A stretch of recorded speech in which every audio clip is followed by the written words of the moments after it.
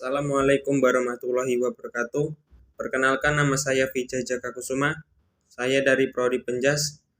Di sini saya akan menyampaikan materi tentang filosofi pendidikan di masa depan. Filosofi pendidikan di masa depan. Ada 3 hal.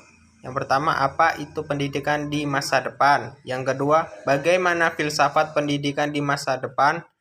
Dan yang ketiga, mengapa filsafat pendidikan berubah di masa depan? Filsafat pendidikan, salah satu aliran dalam filsafat yang dipergunakan dalam penanganan problematika pada pendidikan, yang mana filsafat ini dapat membantu dalam penentuan pengembangan peserta didik. Brubaker 1958 mengelompokkan filsafat pendidikan menjadi 2, yaitu filsafat pendidikan konservatif yang didasari oleh idealisme, realisme, humanisme, dan spiritualisme atau realisme religius. Filsafat pendidikan progresif, filsafat yang didukung oleh filsafat progresif dan John Dewey dan romantic naturalisme dari Rousseau. Filsafat-filsafat inilah yang kemudian melahirkan filsafat pendidikan esensialisme, parentalisme, progresivisme, dan rekonstruksisme. Bagaimana filsafat pendidikan di masa depan? Tentu perubahan zaman akan membuat perubahan pula dalam cara berpikir atau berfilsafat pendidikan. Untuk melihat gambaran filsafat pendidikan di masa depan dapat kita lihat dari fakta-fakta yang ada di masa kini, serta kemungkinan yang masuk akal yang dapat terjadi di masa yang akan datang.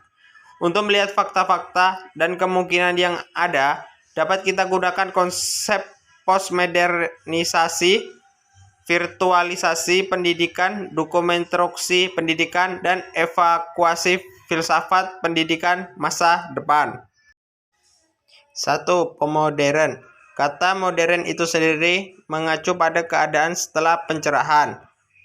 Setelah masa modern, lahirlah masa postmodern, yakni sebuah masa yang kita alami sekarang ini. Konsep filsafat yang berkembang di masa yang akan datang tidak melepaskan dari model-model konsep yang sudah ada sebelumnya.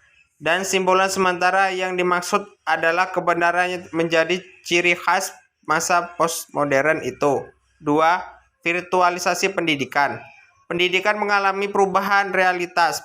Perkembangan teknologi memaksa penyelenggara pendidikan yang tidak hanya dilakukan di kelas, bahkan pendidikan tanpa ruang. Sebagaimana dipahami bahwa objek filsafat adalah bentuk-bentuk keberadaan yang memiliki tingkatan mulai dari benda mati sampai simbol. Tantangan yang muncul pada hari-hari ini adalah hadirnya objek filsafat yang berbeda dengan masa-masa lalu. 3. Dekonstruksi pendidikan. Berasal dari kata konstruksi yang berarti bangunan dan diberi imbuhan D yang berarti merusak, sehingga dapat disimpulkan yaitu merubah konsep-konsep filsafat pendidikan itu sendiri, kemudian membangun lagi konsep-konsep filsafat pendidikan adalah arti dari konstruksi pendidikan. 4. Evaluasi filsafat pendidikan masa depan. Filsafat pendidikan masa depan ditandai dengan adanya perubahan tatanan konsepsi filsafat itu sendiri. Contohnya, ketika filsafat dikatakan telah mati, maka secara otomatis akan melahirkan filsafat yang baru. Klaim mati filsafat itulah yang disebut sebagai konsepsi filsafat yang bereaksi terhadap konsepsi filsafat sebelumnya. Mengapa filsafat pendidikan berubah di masa depan? Filsafat itu sangat fleksibel terhadap perubahan dan bersifat terbuka. Hal tersebut terjadi karena sudah menjadi naluri manusia untuk selalu menginginkan perubahan-perubahan dalam hidupnya. Manusia tidak ingin hanya menerima satu macam keadaan saja, tetapi juga berkeinginan memiliki keadaan lain yang tidak sama dengan masa yang sebelumnya.